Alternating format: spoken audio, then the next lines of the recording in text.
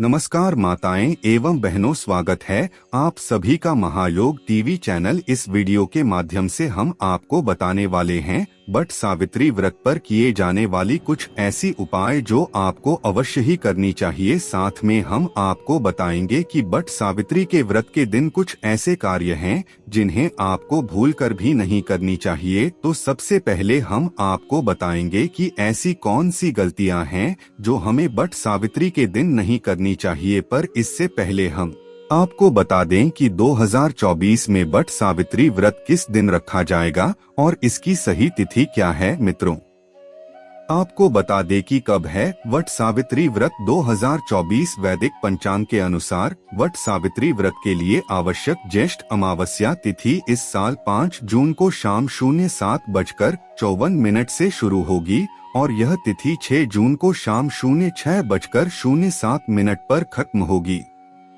ऐसे में व्रत के लिए उद्यातिथि की मान्यता है।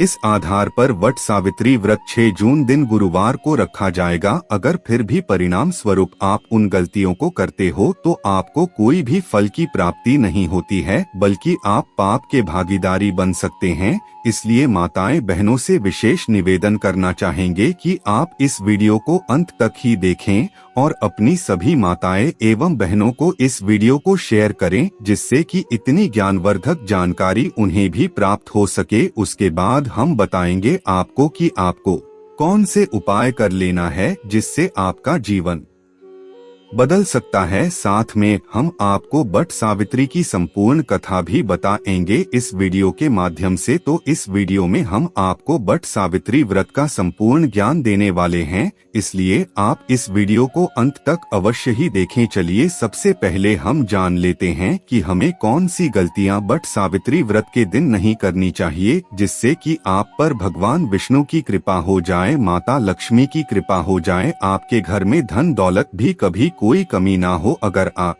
इस वीडियो को देखते हैं तो मन कर चलिए आपका भाग्य बदल सकता है। चलिए जान लेते हैं। वट सावित्री व्रत में सुहागिनें गलती से भी न करें ये काम, व्रत के फल से रह जाएंगी वंचित। मित्रों, हम आपको बता दें कि जिस दिन वट सावित्री का व्रत होगा उसे दिन आपको सुबह जल्दी उठ जाना है, ना कि आपको देर तक सोना। इस बात का अवश्य ही ध्यान रखें कि आपको सुबह सबसे पहले यानी कि जल्दी उठ जाना है। उसके बाद आप अपने आप को सबसे पहले नहा लेना है। नहाने के बाद आपको खाना पूजा आदि सभी कार्यों से आपको निवृत्त हो जाना है। इस बात का आपको विशेष रूप से ध्यान रखना है कि उसे दिन में आपको भूलकर भी नहीं सोना है। और मित्रों, हम आपको बता दें कि वट सावित्री व्रत में सुहागिनें 16 श्रृंगार कर वट वृक्ष की पूजा करती हैं। सौभाग्यवती होने और पुत्र प्राप्ति के लिए ये व्रत बहुत खास महत्व रखता है। इस दिन महिलाएं गलती से भी काले, नीले और सफेद रंग के वस्त्र और चूड़ियां न पहने। काला रंग नकारात्मकता का प्रतीक होता है। सुहाग के लिए पूजा में काला रंग नहीं पहनना चाहिए। और हम आपको बता दें कि अगर आप ऐसा करते हो तो आपको कोई भी फल की प्राप्ति नहीं होती, यह क्योंकि यह हमारे वेद पुराणों में गलत माना गया है। काले कलर को आप फुल करके नहीं पहनना चाहिए। ऐसा ही एक कलर है सफेद कलर, इस कलर को भीख माता बहनों को साड़ी के रूप में नहीं पहनना चाहिए, क्योंकि यह कलर अच्छा नहीं माना जाता। और हमारे लिए तो पुराने में इसके बारे में विशेष रूप से बताया गया है, इसलिए आपको इन छोटी छोटी सी गलतियों को नहीं करना चाहिए। साथ में हम आपको बता दें कि वट सावित्री पूजा में वट वृक्ष पर कच्चा सूत बांधा जाता है।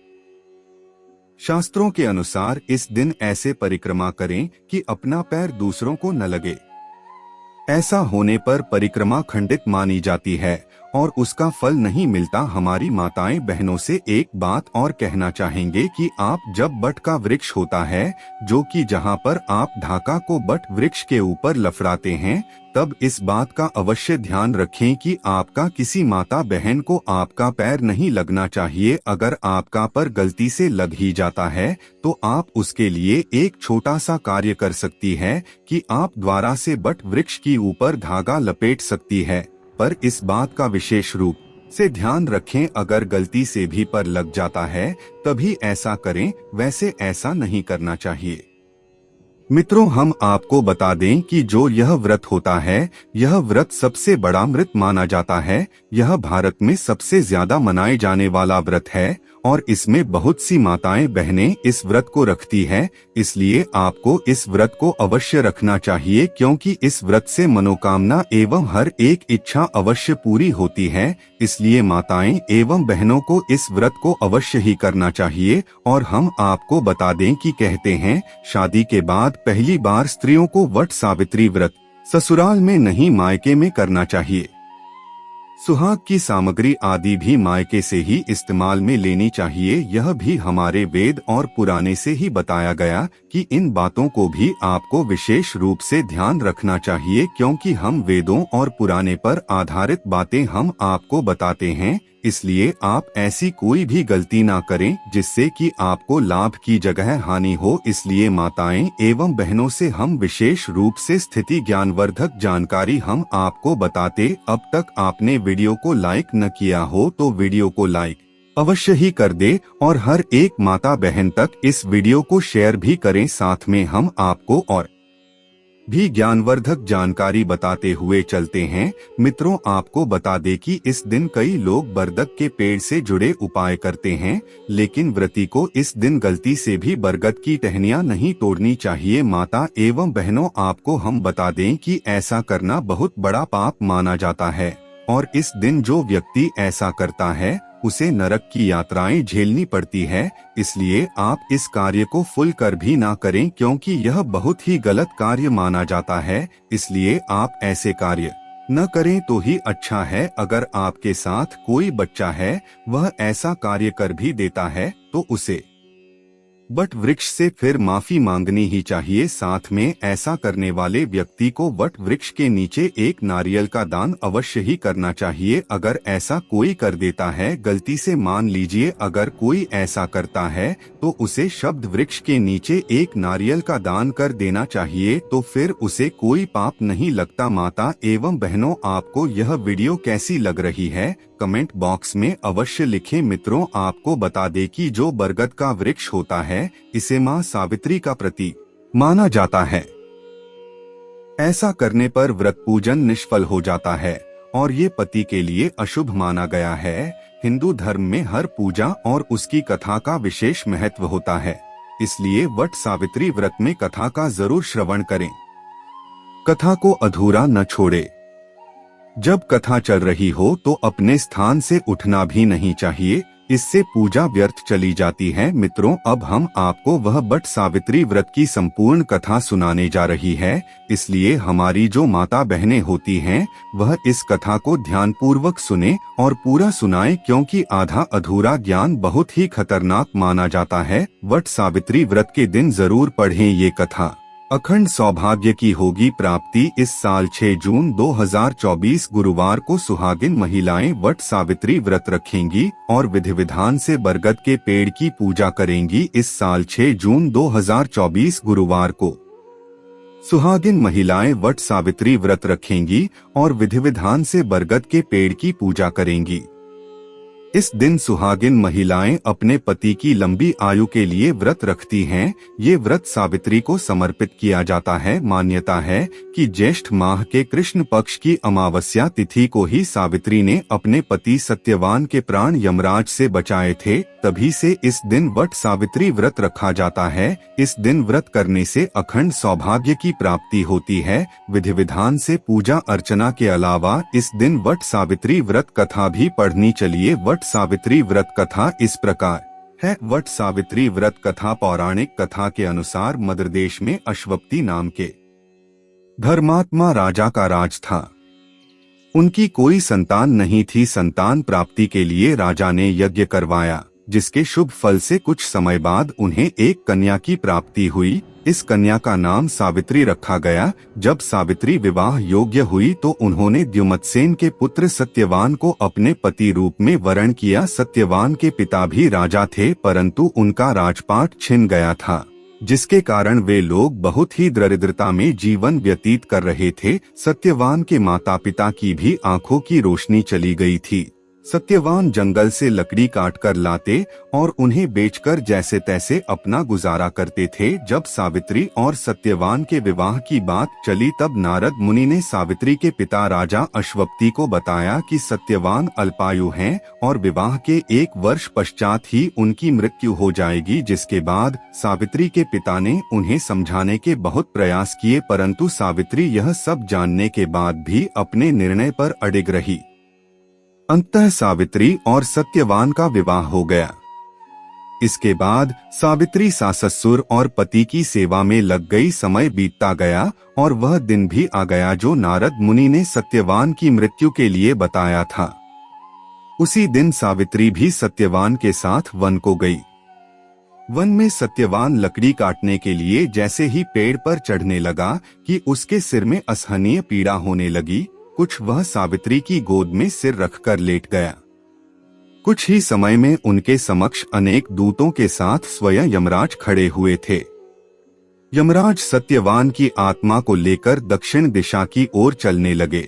पतिव्रता सावित्री भी उनके पीछे चलने लगी। आगे जाकर यमराज ने सावित्री से कहा, हे पतिव्रता नारी, जहाँ तक मनुष्य साथ दे सकता है तुमने अपने पति का साथ दे दिया, अब तुम लौट जाओ। इस पर सावित्री ने कहा, जहाँ तक मेरे पति जाएंगे वहाँ तक मुझे जाना चाहिए, यही सनातन सत्य है। यमराज सावित्री की वाणी सुनकर प्रसन्न हुए और उनसे 3 वर मांगने को कहा। सावित्री ने कहा, मेरे सास-ससुर अंधे हैं, उन्हें नेत्र ज्योति दें। यमराज ने तथास्तु कहकर उसे लौट जाने को कहा और आगे बढ़ने लगे, किंतु सावित्री यम के पीछे ही चलती रही। यमराज ने प्रसन्न होकर पुनः वर मांगने को कहा। सावित्री ने वर मांगा, मेरे ससुर का खोया हुआ राज्य उन्हें वापस मिल जाए। इसके बाद सावित्री ने यमदेव से वर मांगा, मैं सत्यवान के 100 पुत्रों की मां बनना चाहती हूँ, कृपा कर आप मुझे यह वरदान दे। सावित्री की पति भक्ति से प्रसन्न हो सावित्री से तथास्तु कहा।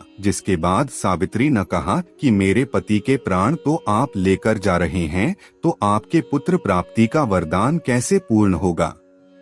तब यमदेव ने अंतिम वरदान को देते हुए सत्यवान की जीवात्मा को पाश से मुक्त कर दिया। सावित्री पुनः उसी वट वृक्ष के लौटी तो उन्होंने पाया कि वट वृक्ष के नीचे पड़े सत्यवान के मृत शरीर में जीव का संचार हो रहा है। कुछ देर में सत्यवान उठकर बैठ गया। उधर सत्यवान के माता पिता की आंखें भी ठीक हो गईं और उनका खोया हुआ राज्य भी वापस मिल गया। माता एवं आपको यह कथा कैसी लगी कमेंट करके जरूर बताएं। अब हम आप बताने वाले हैं उपाय जो आपको इस दिन अवश्य ही करने चाहिए धन लाभ के लिए और कर्ज से मुक्ति पाने के लिए। वट सावित्री व्रत के दिन करें ये उपाय, दूर होगी सारी परेशानियां। 6 जून को ज्येष्ठ कृष्ण पक्ष की अमावस्या तिथि है। ज्येष्ठ माह के कृष्ण पक्ष की अमावस्या को वट सावित्री व्रत किया जाता है। ये व्रत मुख्य रूप से सौभाग्यवती महिलाओं के द्वारा अपने पति की लंबी आयु के लिए, संतान प्राप्ति के लिए और घर परिवार के सुख सौभाग्य में वृद्धि के लिए किया जाता है। इस दिन वट वृक्ष या बरगद के पेड़ की पूजा का विशेष विधान है। इस दिन आपको वट वृक्ष या बरगद के पेड़ की पूजा करनी चाहिए। वट सावित्री व्रत के दिन इस तरह करें पूजा। आज के दिन सुबह स्नान आदि से निवृत्त होकर बरगद के पेड़ के पास जाकर बरगद के पेड़ की जड़ में जल चढ़ाना चाहिए। फिर पेड़ के चारों ओर 7 बार सफेद कच्चा सूत का धागा लपेटते हुए पेड़ की परिक्रमा करनी चाहिए और विधि विधान से उसकी पूजा करनी चाहिए। अगर आप स्वयं बरगद के पेड़ के पास न जा पाएं, तो बरगद के पेड़ की एक डाली लाकर घर पर ही उसकी पूजा कर लें। जो लोग संतान प्राप्ति की इच्छा रखते हैं उन्हें इस दिन बरगद के पेड़ की जड़ में जल की जगह दूध डालना चाहिए। ऐसा करने से आपकी इच्छा जल्द ही पूरी होगी। मान्यताओं के अनुसार वट सावित्री व्रत के दिन कुछ उपाय करना काफी लाभदायक माना जाता है। ऐसे में आइए आचार्य इंदु प्रकाश से जानते हैं क्या है ये उपाय। बरगद के पेड़ को सृजन का प्रतीक माना जाता है। संतान की प्राप्ति के लिए पूर्वा फाल्गुनी नक्षत्र के संयोग में वट वृक्ष की जड़ का कुछ हिस्सा प्राप्त करके उसे साफ कपड़े की मदद से अगर स्त्री अपनी दाईं भुजा पर धारण कर ले तो जल्दी ही संतान का सुख मिलेगा। ऐसा करने से आपको संतान प्राप्ति जरूर होगी। एक ऐसे बरगद का वृक्ष ढूंढिए जिसके नीचे एक छोटा सा बरगद का पौधा उगा हो। अमूमन बरगद के पेड़ के नीचे अपने आप ही उसके और पौधे भी उग जाते हैं। अब उस बरगद के पौधे को प्राप्त करके अपने घर में लाकर उसकी धूप दीप से पूजा करें। ऐसा करने से आपको धन की कभी कमी नहीं होगी। अगर आप चाहते हैं कि आपको अचानक कहीं से धन की प्राप्ति हो जाए या कम मेहनत में आपको अधिक फल प्राप्त हो जाए, तो इसके लिए इस दिन बरगद के पेड़ के पास जाकर उसकी एक जटा में अपनी बात कहते हुए गांठ लगा दें। बरगद के पेड़ की टहनियों और उसके तनों से नीचे की तरफ लटकी हुई अन्य टहनियों को जटा कहा जाता है। उस जटा में गांठ लगाने के बाद घर वापस आ जाएं और जब आपका काम बन जाए तो उस गांठ को खोल दें। ऐसा करने से आपको कभी धन की कमी नहीं होगी। आपके अन्न के भंडार हमेशा भरे रहें। आपके घर में अन्न से संबंधित कभी कोई परेशानी न आए। इसके लिए इस दिन बरगद के पेड़ से एक पत्ता आदर पूर्वक घर ले आएं। अब उस पत्ते पर थोड़ा सा अनाज रखकर उसे फोल्ड कर दें। अब एक सफेद धागे से उस फोल्ड किए हुए पत्ते को बांधकर आप जहां भी अन्न रखते हैं वहां पर रख दें। ऐसा करने से आपके अन्न के भंडार हमेशा भरे रहेंगे। बरगद के पत्ते का उपयोग बिजनेस में बढ़ोतरी के लिए भी किया जा सकता है। अगर आपके बिजनेस की गति भी ठीक नहीं चल रही है तो अपने बिजनेस की तरक्की के लिए बरगद का एक पत्ते घर लाकर उसे साफ पानी से धो लें। अब उस पर हल्दी से स्वास्तिक का चिन्ह बनाकर अपने मंदिर में एक स्थान पर रख दें। आपकी परेशानी जल्दी ही दूर होगी और जब आपकी समस्या का हल निकलने लगे तो उस पत्ते को जल में प्रवाहित कर दें। ऐसा करने से आपके बिजनेस की गति अच्छी रहेगी। परिवार में आर्थिक सुख समृद्धि को बनाए रखने के लिए बरगद के पत्ते पर स्वास्तिक बनाकर उस पर साबुत चावल और एक सुपारी रखकर माता लक्ष्मी के मंदिर में जाकर चढ़ा दें। आपकी सुख समृद्धि बनी रहेगी।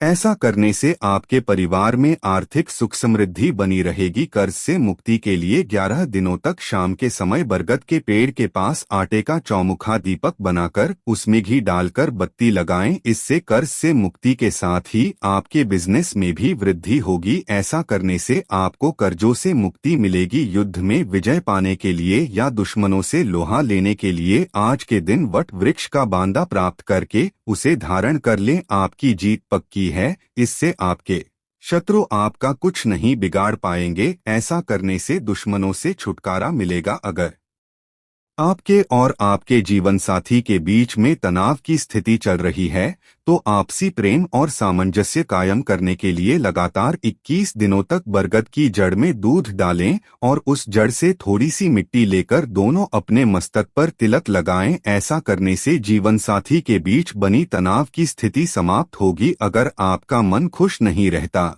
आप हमेशा खींचे से रहते हैं और उसके कारण आप भोजन भी ठीक से नहीं कर पाते, तो इसके लिए सुबह या दोपहर के समय भोजन करते वक्त अपने भोजन में से एक रोटी निकालकर बरगद के पत्ते पर रख दें। बरगद का पत्ता भोजन करने से पहले ही लाकर रख लें। अब उस रोटी के ऊपर एक लौंग, एक इलायची का दाना, एक साबुत सुपारी और थोड़ा सा केसर रख दें।